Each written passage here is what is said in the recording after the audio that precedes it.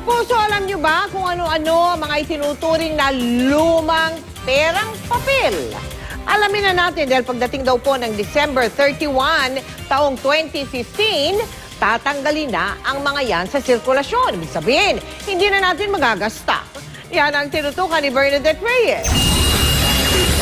Simula January 1, 2015, sisimula na ng Bangko Sentral ng Pilipinas ang demonetization process ng old banknotes o ang tinatawag na New Design Series o NDS. Halos 3 dekada na rin kasing pinaiikot ang mga lumang pera.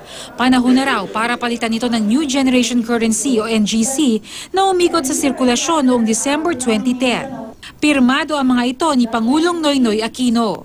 The NGC banknotes which were issued on 16 December 2010 use new and enhanced security features to protect the safety of the public against counterfeiters.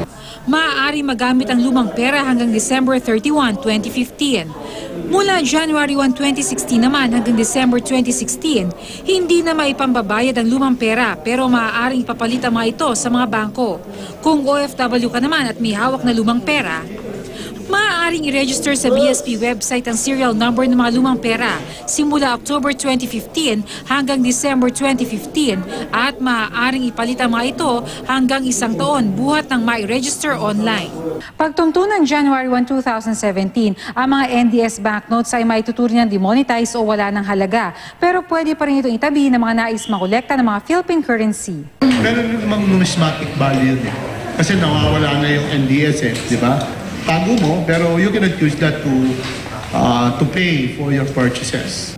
Sakaling itago na mahabang panahon, maaari kayang ibenta sa mga kolektor sa mas mataas na halaga ang mga perang ito? Only the numismatic experts will be able to tell you that. But by sheer scarcity, you should have some value. If only for your children later on, so that they would know what kind of currency notes were used during your time. Bernadette Reyes, Nakatutok, 24 Oras.